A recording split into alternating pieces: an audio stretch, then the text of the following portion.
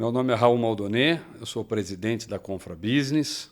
Confra Business, que é um grupo de geração de negócios formado somente por empresários e executivos C-level de todo o Brasil.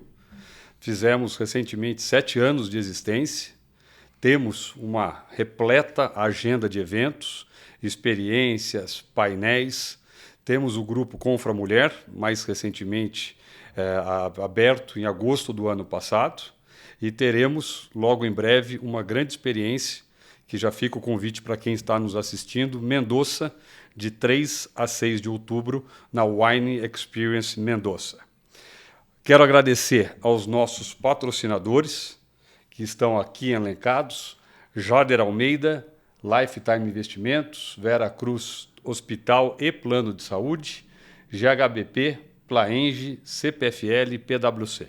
Inclusive, agradecer a PwC, que está nos cedendo o seu estúdio. Estamos aqui no estúdio da PwC Faria Lima, prédio da Baleia. Estamos hoje com o Rafael Caldas. Para mim, Caldas, porque eu já te conheço há um certo tempo, né, Caldas? O Caldas é o head da Amazon Logistics no Brasil e é um cara aí com um retrospecto fantástico na logística. Mas antes de fazer a primeira pergunta para ele, vou apresentar Ricardo Tosi, nosso vice-presidente, que também fará parte da entrevista conosco. Caldas, obrigado aí pelo convite, seja extremamente bem-vindo. Queria começar com, acho que o que todo mundo quer saber de você. Você é um cara que está frente a uma das gigantes do mundo aí em relação ao e-commerce, sem falar as outras divisões, só vamos falar de Amazon Logistics, mas aqui no Brasil há uma grande expectativa, até porque depois acho que você vai citar isso. A Amazon está recém-chegada, vamos dizer assim, poucos anos aqui com a Amazon Logistics, mas eu queria saber o que vem pelo futuro e como que você poderia resumir a sua carreira chegando até a liderança da Amazon Logistics no Brasil. Você consegue fazer um breve retrospecto, não para a gente pular as demais perguntas, mas acho que essa é importante, é o que todo mundo está querendo saber. Claro. Primeiramente, eu queria agradecer Raul e Tosi pelo convite de eu estar aqui batendo esse papo com vocês. Agradecer ao público do Confra Business e a todos que estão aqui nos assistindo. Muito obrigado pela Confra e por esse convite. Seja bem-vindo. Como você falou, a Amazon Logistics está aqui no Brasil há pouco tempo, né?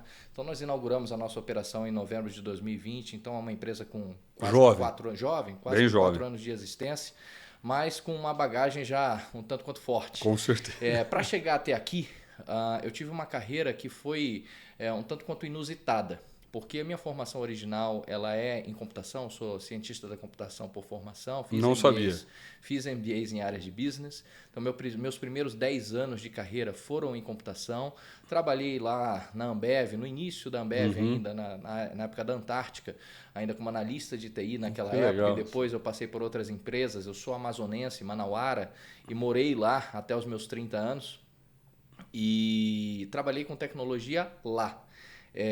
Até que eu quis mudar de áreas e estava disposto a mudar de carreira para uma área que estava efervescente à época e que continua efervescente por sinal hoje. Até mais. Até mais, que é o e-commerce e a logística pautada ali no e-commerce. E foi quando eu encontrei uma oportunidade na DirectLog aqui em São Paulo e eu me mudei do Amazonas para cá para São Paulo, quase que 15 anos atrás, e comecei a trabalhar com logística de fato, né, com implementação de projetos logísticos, o que me deu uma gama de conhecimento fantástica e eu fiquei completamente apaixonado pela logística, assim como todos nós, Sim. assim como todos que estão nos assistindo, Exatamente. Porque a logística realmente é apaixonante. Para a pessoa que tem um pensamento cartesiano, lógico e simples, a logística é uma área fascinante. Então, isso me cativou e eu fiz uma carreira sólida e muito bonita na época na DirectLog, o que me deu uma bagagem muito boa para que, logo depois que a DirectLog foi adquirida pela B2W, eu aplicasse para uma posição há quase que 9 anos atrás da Amazon.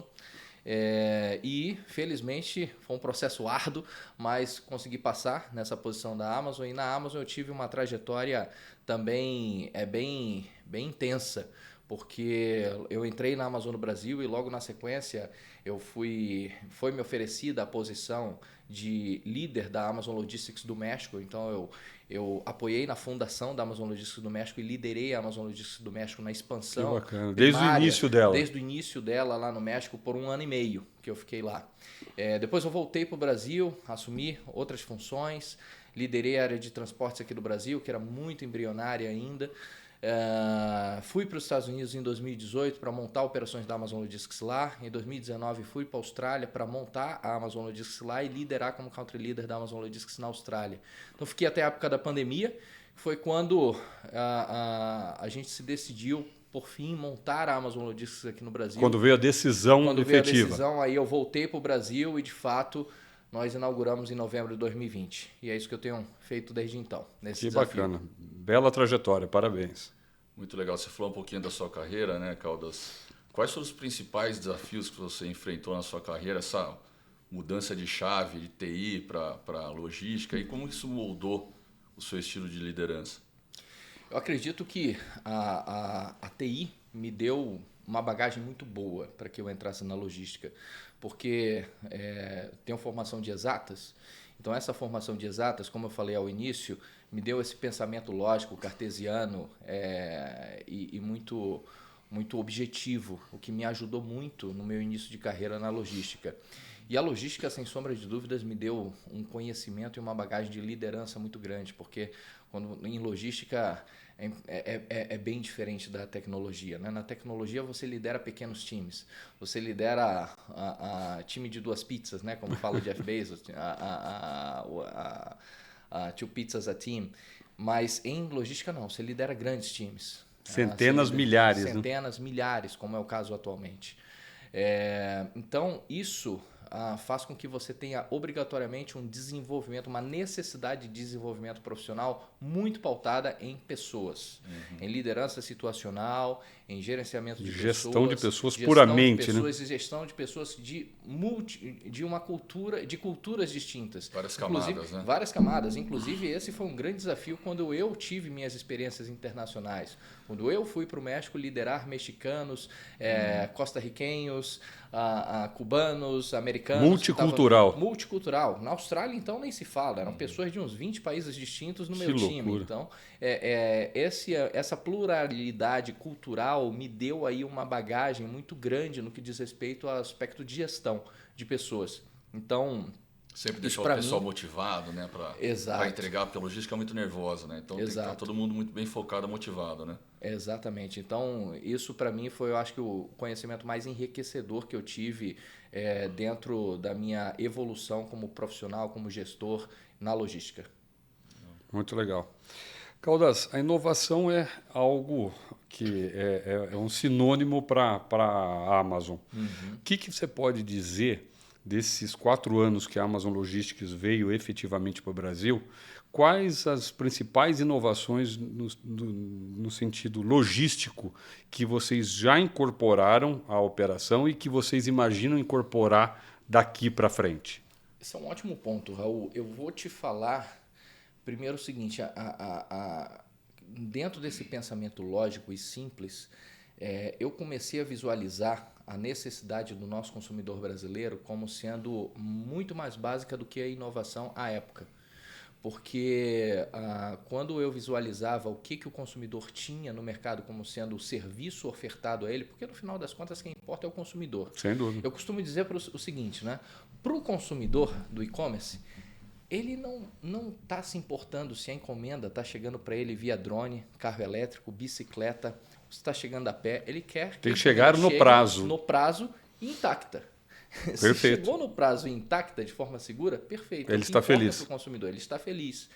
Então, se a gente tem um pensamento pautado no consumidor, e foi o pensamento que nós tivemos à época, não é, como time aqui no Brasil, a nossa empresa olhou para o consumidor e vimos o seguinte: bom, o nosso consumidor ele não está sendo bem servido, não está sendo bem servido nas promessas, não está sendo bem servido no cumprimento daquelas promessas. Das promessas. Né? Então, esse é o aspecto básico que nós precisamos resolver. Então, nós primeiro precisamos prometer uma data factível.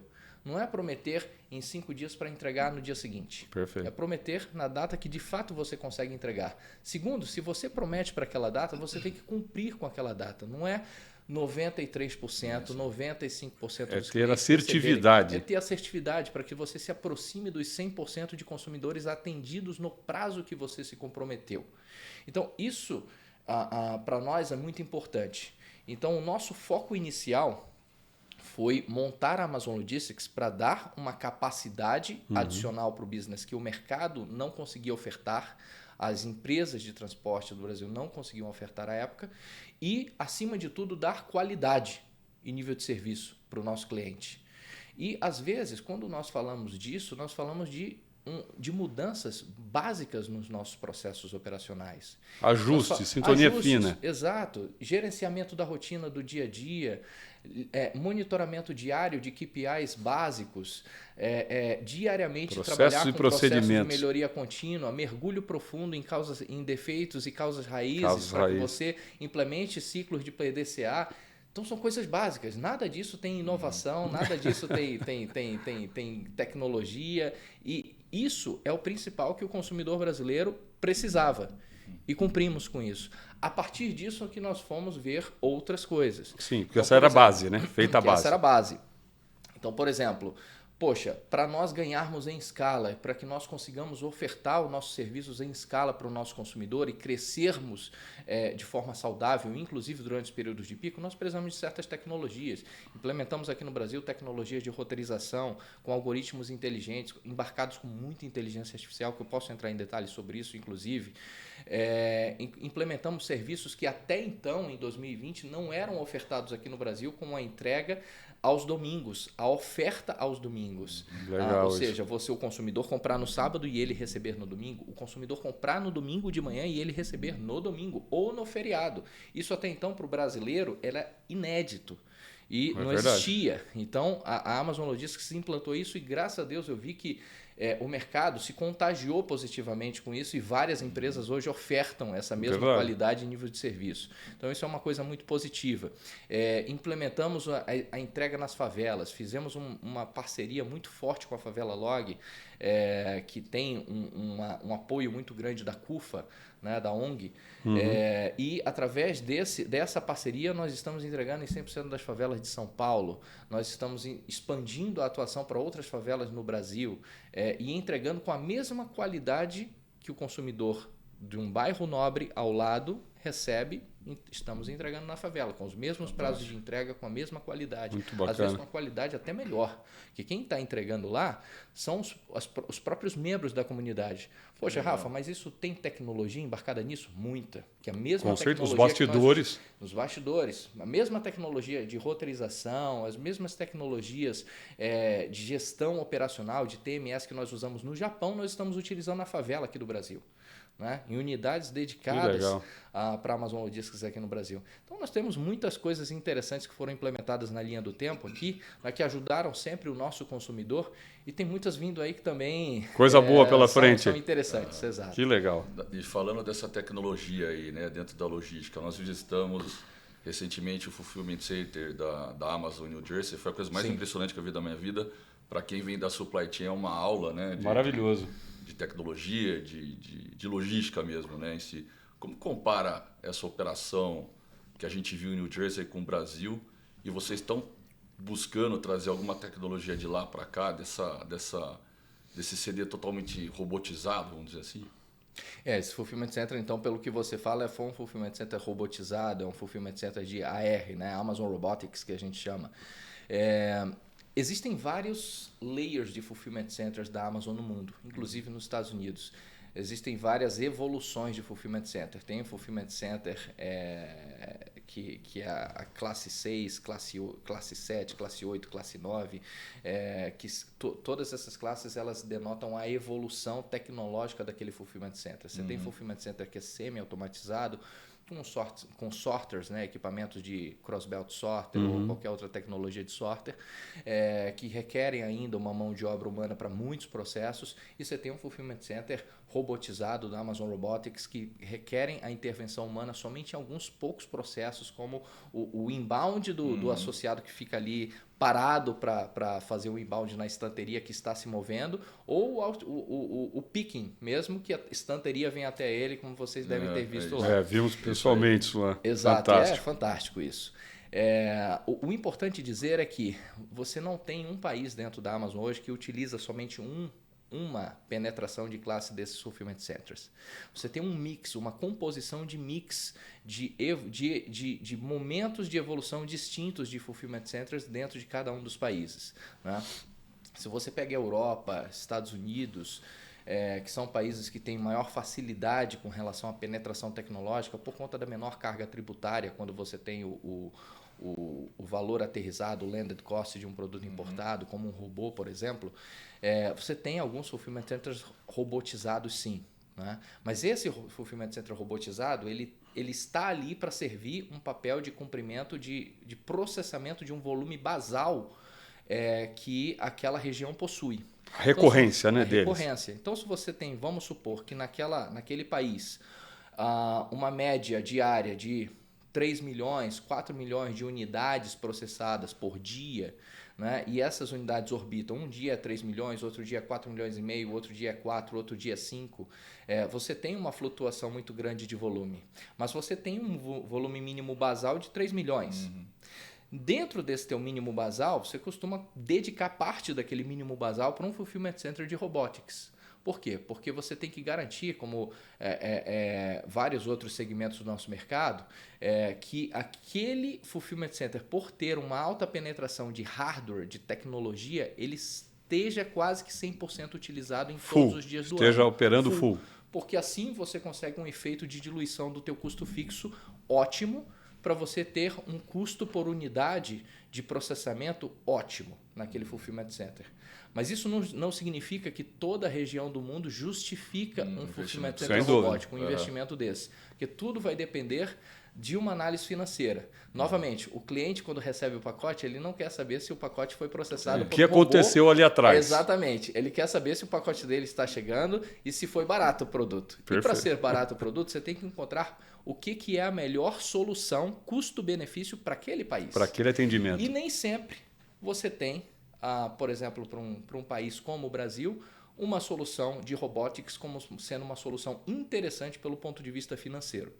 Então, manter o equilíbrio da operação, né? Exato. Das contas. Exatamente. Então você tem que fazer sempre uma análise financeira para entender se aquele tipo de operação de New Jersey é uma operação que se justifica no país que você opera. Legal. Lá é fantástico, né? Não, foi uma aula de logística. E olha que eu conheço um pouco disso, mas ali foi fantástico, viu, Carlos? E nessa linha eu queria te perguntar, o que você vê no futuro da logística no Brasil? Mais focado em tecnologia e inovação, que foi exatamente o que você acabou de conversar, explicou para nós aí que é muito bonito, mas precisa fechar conta também. Isso. O que você vê para o futuro da logística no Brasil e o que seria viável, de novo, nessa linha que você acabou de falar, entre o ótimo e o bom, mas com foco no cliente, trazer de fora para a Amazon Logistics Brasil que possa melhorar a experiência do consumidor aqui? Esse é o ponto. A pergunta, ao final, foi pautada para a Amazon Logistics, mas eu vou voltar um pouco para o início da pergunta e falar um pouco sobre o nosso mercado. Porque Perfeito. Isso é uma coisa muito importante, porque essa é uma pergunta importantíssima que você fez agora, Raul, e que eu ouço com frequência. Inclusive, eu vi esse final de semana numa turma que eu estava prestando mentoria. A solução que se aplica para uma empresa nunca é a solução que se aplica para outra empresa. Você sempre tem um caso de uso específico para o DNA da empresa versus a melhor solução. E ainda, por mais que você tenha às vezes até o mesmo DNA, que é uma coisa muito difícil, você tem estágios de evolução distintos. Perfeito. Então você pode até ter uma empresa que opera da mesma forma, com a mesma cultura, no mesmo segmento de mercado, mas quando comparada à outra que é equivalente, estar em estágios de evolução distintos e requerendo, portanto, abordagens distintas pelo ponto de vista de penetração tecnológica. Perfeito. Então, nesse sentido, eu ouço com frequência, Rafael, faz sentido eu implantar um sorter na minha operação automatizado? Na maioria das operações, Eu não vejo que faz sentido hoje aqui no Brasil. Não fecha a conta. Das operações, eu ouço muito isso. Não fecha a conta. E na maioria das operações, quando eu olho, às vezes, até onde fecha a conta, eu olho e penso o seguinte, olha, eu entendo que você pode até ter um payback dessa tecnologia. Mas se você for identificar as oportunidades que você tem hoje latentes na tua operação para você entregar um excelente nível de serviço, elas são muitas. Seriam N prioridades à frente. Seriam N prioridades à frente para você despender teus recursos financeiros e energia antes de você pensar na penetração tecnológica com um cross-belt sorter, por exemplo. Perfeito. Entendeu?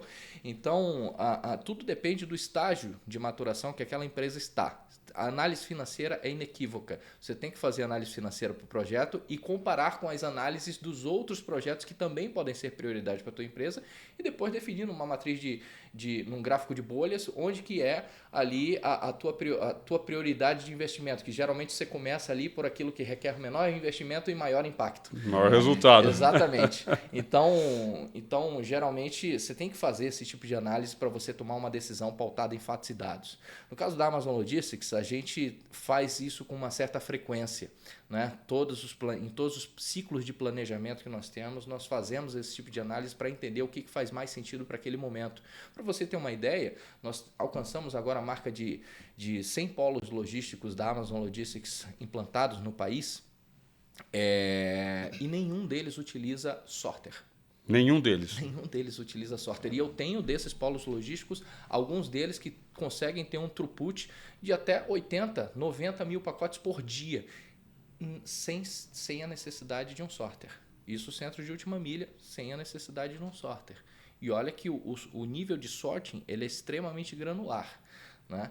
Então, normalmente, você poderia pensar em um primeiro momento, poxa, mas você requer uma penetração tecnológica. Não necessariamente.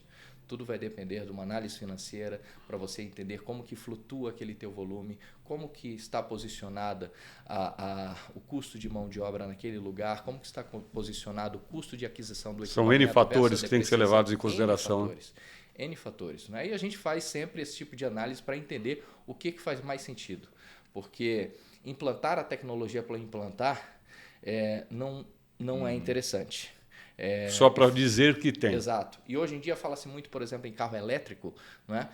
E carro elétrico eu ainda não vi para a última milha no Brasil uma conta que realmente fechasse. Que fosse mais barata do que com carro a combustão. Só que se é uma tendência que você diminua o teu nível de emissão de CO2, tua pegada de carbono. Vezes você vai ser obrigado a implantar uma operação de carro elétrico, por mais que seja mais cara, e tentar obter uma redução de custo em uma outra linha do negócio. Outra etapa do business. Vai ser uma decisão estratégica de business, mas não é que seja uma decisão financeira, é uma decisão estratégica de business. A gente tem que saber sempre diferenciar. Sem dúvida. Né? Legal.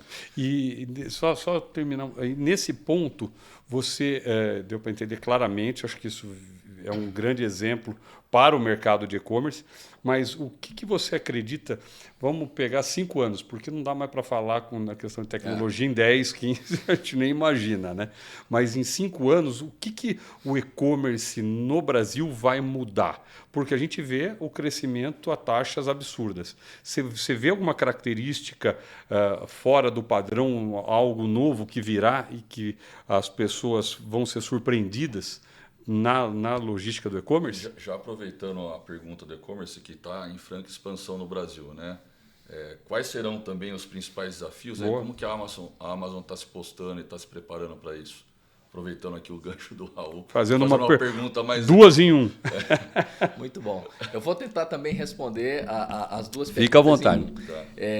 O que eu imagino nesse sentido nós temos sempre que respeitar e começar pelo ponto de vista do cliente. Né? Respeitar o cliente em primeiro lugar. Perfeito. Porque é muito comum que às vezes nós tenhamos a distração de nós nos preocuparmos com aquilo que nós imaginamos ser o correto. E não com aquilo que o cliente imagina que é o correto para ele, o necessário para ele. Então, primeiramente, eu levaria isso em consideração. E dentro desse ponto de vista, imaginando pelo ponto de vista do cliente, quais são as maiores necessidades hoje do cliente?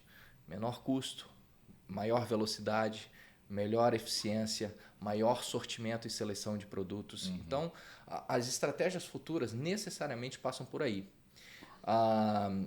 Se nós formos verificar o que eu acabei de falar aqui em países que são mais desenvolvidos e maduros no e-commerce, se você olhar para os Estados Unidos, para a Europa, para o Japão, nós vamos identificar que todas essas vertentes elas estão sendo atendidas de uma forma muito mais avançada lá fora. Quando você olha pelo ponto de vista de sortimento, literalmente eu já fui alguns anos atrás em um fulfillment center dos Estados Unidos que eu brinquei, eu falei, olha, era um fulfillment center de Prime Now na época, eu falei pro gestor daquele fulfillment center, eu falei, olha, só falta vocês venderem pão quente. Ele falou, a gente vende. E ficou surpreso com a sua pergunta. Aí eu falei, como que não é vocês possível. vendem pão quente? Aí ele falou, deixa eu te mostrar. Eu não sabia. Aí ele abriu um congelador, tinha pão congelado lá, eles tiravam quando o cliente pedia, aqueciam, davam uma estufada no pão e entregavam em menos de 1 hora na casa do cliente. Eu falei, pronto, não há mais o que vocês não vendam, né? Mas isso já é um estágio de maturação distinto. Sem dúvida. O consumidor ele já se habituou tanto a um comportamento de consumo no comércio eletrônico, é uma compra que ele recorrente nesse passou a converter todas as necessidades dele de compra para o online. Aqui no Brasil, nós ainda não estamos nesse estágio de maturação. A nossa penetração no e-commerce ela ainda é baixa, né? Quando comparada com esses países mais maduros e desenvolvidos. Tem muita coisa pela frente ainda. Tem muita coisa ainda pela frente. Tem um oceano azul pela frente. Então, pelo ponto de vista de sortimento, ainda tem um mar de oportunidades para nós alcançarmos. Quando olhamos pelo ponto de vista de velocidade, um mar de oportunidade para nós alcançarmos. Velocidades de entrega em 2 horas, em 1 hora. Uma coisa que o Jeff Bezos falava que é fantástica e simples é o seguinte: nós nunca vamos chegar ao ponto de ouvirmos de um consumidor um feedback. Por favor, entreguem mais devagar porque vocês estão entregando muito rápido. Né? Então, essa é uma verdade absoluta. Tem muita sabedoria nisso aí. Então, o consumidor ele tem uma necessidade cada vez maior de velocidade de entrega. Então, essa também é com certeza uma área em que a Amazon e todas as empresas do mercado se preocupam para que nós consigamos atender o consumidor em velocidades ainda maiores. Mas isso não é fácil no nosso país. Porque quando a gente olha como que nós vamos atender em velocidade de entrega... É desafiador. Mesmo dia e em horas, por exemplo, em regiões do interior do norte do Brasil. Não, né? tem tanto a questão que é um país continental, como as condições, né, das rodovias, etc. Os meios de transporte para essas regiões. Né? Exatamente. Então, todos esses são desafios que estão à nossa frente para que nós consigamos solucioná-los de forma criativa. Então, esses são grandes desafios, porque quando nós falamos vamos olhar 5 anos à frente, 10 anos à frente, como que o nosso mercado vai estar posicionado em logística, aí geralmente pode vir à cabeça aquela ideia de um drone entregando, um robô autônomo entregando. Um carro sem motorista fazendo entregas, né, com um robozinho saindo de lá de dentro. Tudo isso é super interessante, mas o que eu acabei de falar 1 minuto atrás mostra que a gente tem um mar de oportunidades à frente, até isso acontecer. Nos preocuparmos com esse tipo de coisa. Concordo, perfeito. E já que nós estamos falando de futuro, hoje eu ouço demais de empresários uma reclamação recorrente. Na logística não se encontra pessoal para chão de fábrica, como também o pessoal mais qualificado, analistas, sem falar em cargos mais altos ainda. Por quê? A logística cresceu demais nos últimos anos, o evento da pandemia foi um marco, eu acho que muita gente que não olhava para a logística olha demais hoje. E que conselho você daria para o jovem hoje, Caldas, que deseja entrar na logística? Estude, seja técnico. Perfeito. Se prepare. Porque o que mais existe nesse mercado, e eu não estou falando de Brasil, eu tive a oportunidade de morar pela Amazon em 3 países fora o Brasil e visitar as nossas operações em vários outros países. E eu vejo que a mão de obra da logística, seja ela uma mão de obra de um associado, um operador que está movimentando as caixas, seja ela uma mão de obra de um analista de transporte que está fazendo análise de tabela de frete, que está fazendo uma análise de malha operacional, é uma mão de obra pouco qualificada. é uma mão de obra que trabalha muito com conhecimento empírico e pouca tecnicidade. O empírico demasiadamente. Exato. Então, você tem que ter uma penetração técnica muito maior na mente das pessoas. E isso é fácil de nós analisarmos. Eu vou fazer um desafio aqui a todas as pessoas que estão nos assistindo. Perguntem amanhã de 5 pessoas da empresa de vocês, de forma aleatória, para essas pessoas. Qual foi a última análise de 5 porquês que você fez e o último ciclo de PDCA que você fez para tratar as causas raízes dessa análise de 5 porquês? E me descreva qual foi esse ciclo de PDCA e qual foi o resultado. A probabilidade de todos, ou a maioria, não saberem do que você está falando. Eu acredito. É gigante. É gigante. É gigante. E nós estamos falando de uma coisa muito simples. Que já está da rotina. Exatamente. Né? É uma coisa muito simples. Então, e na logística isso é fundamental. Se você não tem uma cabeça lean de melhoria contínua, você nunca vai conseguir alcançar excelência operacional. Então, aqui na logística brasileira, a gente fala muito em metas de on time in full, de 98,5%. Atingiu 98,5%, ufa, que maravilha, que estou aliviado. Não. O que desafio constante. 1,5% de desvio que você teve. Ah, mas foi 99,8%. Perfeito, você teve 0,2% de desvio, você tem que ter controle absoluto sobre aquele 0,2%. Concordo. Controle absoluto em saber o que são aqueles 0,2%. Até para poder agir na causa raiz. Exatamente. Algumas você não vai conseguir endereçar. Uma condição adversa climática, Caso fortuito, força maior, Exato. Eventos da natureza. Mas você vai saber o que é. Você vai saber o que é, você vai ter controle, você vai ter as rédeas da tua operação.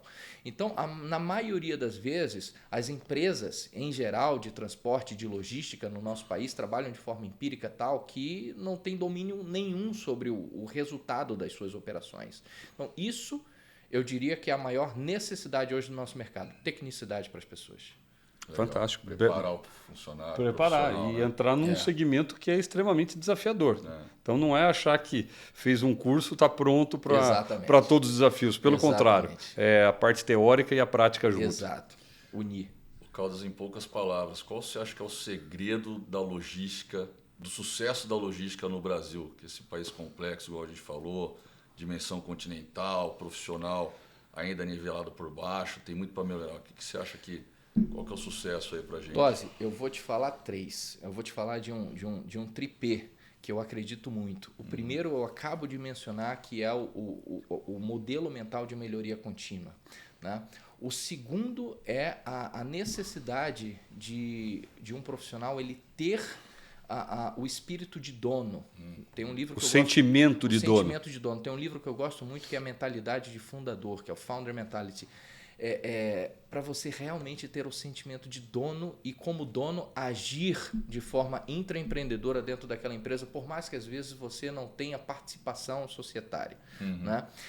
E o terceiro ponto é você ter uma necessidade constante de se reinventar nas ideias. Porque nós buscamos, às vezes, nos espelharmos e de forma inspiradora em muitos países que estão à frente do Brasil em grau de evolução tecnológica, penetração tecnológica na logística, mas nem sempre isso é o que nós precisamos. Nós precisamos criar soluções inovadoras. Você tem no Brasil uma restrição, por exemplo, muito grande em veículos de entrega na última milha. Perfeito. De entrada nos grandes centros urbanos. Você tem um pool limitado de transportadores autônomos de carga que estão disponíveis ali para você contratar. Perfeito. Como que você vai tratar se você precisa de uma elasticidade muito grande na tua capacidade de entrega na última milha? Então você tem que trabalhar de maneiras interessantes, entender quais são as pessoas que são economicamente ativas, estão economicamente ativas na sociedade e que estão procurando por algum trabalho e que podem eventualmente prestar aquele tipo de serviço. De forma esporádica para você. Como que você se utiliza desse pool, dessa oportunidade de profissionais que estão à busca de um trabalho para que você tenha uma maior elasticidade na tua capacidade operacional. Então, esse é o tipo de coisa, pensamento provocativo que a gente precisa que todos tenham aqui no nosso país para que nós consigamos encontrar soluções criativas. Então, eu acredito muito nesse tripé. Bacana. E é um setor muito importante, né, da nossa economia, inclusive. Né? A logística ele precisa ser, né, A gente precisa amadurecer isso daí, né? Eu posso falar porque é um segmento que eu estou há mais de 30 anos em logística, como empresário. E eu lembro no passado, isso lá para antes dos anos 2000, você não tinha o termo logística, era transportes. As pessoas, o próprio embarcador não sabia a importância e o custo da logística na venda do produto dele, na comercialização. E aí já foi um avanço, anos 2000, veio o termo lá de fora, logística, como supply chain, algo muito mais conjunto, né? E a pandemia, eu acho que foi o último divisor de águas que falou, se eu não tenho uma boa logística, eu estou quebrado. Exato. Então, eu acho que é uma Ele faz evolução. parte da satisfação do cliente, Perfeito. inclusive, né? E da tua linha de produção. Não adianta você ter uma linha de produção maravilhosa, fantástica, maquinário, equipamento de último tipo, se você não tiver uma logística eficaz. Exatamente. Também é reversa, mas daí é outra história, né, Caldas? Reversa também é outro tema. É um outro tema, é tema para mais uma hora. Umas 2 horas. Caldas, para concluir, você sabe que a Confra Business ela acredita no seu propósito, no seu mote do networking como fator fundamental para a geração de negócios. Claro que tudo que a gente falou aqui é fundamental, você estar preparado, você buscar informação, mas o networking ele abre portas, ele faz as coisas acontecerem. Então eu queria rapidamente aí uma análise tua, como que você vê o networking, não só para a sua carreira, mas para o mercado. Então eu queria a tua opinião aí sobre o networking nos dias atuais. Fundamental, Raul e Tosi, eu acredito que é o que nós estamos fazendo aqui. Exatamente. O network cria oportunidades. Se eu pudesse traduzir a palavra network em uma outra palavra, eu falaria em oportunidades. Então, e oportunidades, nós não estamos falando de oportunidade de negócio, nós estamos falando de oportunidade de ideias, nós estamos falando em criação, a interação entre mentes brilhantes, ela cria coisas que são inventivas, coisas que o céu é o limite. O céu é o limite. Então, o network eu considero de fundamental importância para qualquer profissional no mercado. É de fundamental importância que você se mantenha em contato. E se você puder se manter em contato com os melhores, ainda melhor. Ainda melhor. Né? Tem o famoso ditado que a gente é a média das 5 pessoas que a gente mais próximo anda. Exatamente. Então, ou seja, vamos caprichar nessa proximidade. Né? Exatamente. Mas foi sensacional o bate-papo, Caldas. Muito obrigado aí. Eu acho que quem está nos assistindo pode ter a certeza que foi um papo aí de extrema qualidade. Eu acho que o jovem que está nos ouvindo é um direcionamento muito bacana para o Caldas daqui a 20 anos, para a pessoa que vai estar numa cadeira de direção. Então, a gente tem que se preocupar assim, em fazer o segmento estar cada vez melhor. Sim. Então, muito obrigado. Eu que agradeço. Que legal. E vocês que nos assistem, nos acompanhem nas redes sociais. A gente tem muita coisa boa por vir, não só nos podcasts, que nós vamos ter ainda 3, 4 até o final do ano, grandes momentos, como estamos tendo aqui com o Caldas. Teremos, como eu já disse no início, a Wine Experience Mendoza de 3 a 6. E você que quer entrar no grupo, você empresário, você executivo C-Level, nos procure pelos nossos canais de contato das redes sociais. Será um prazer tê-los conosco. Muito obrigado.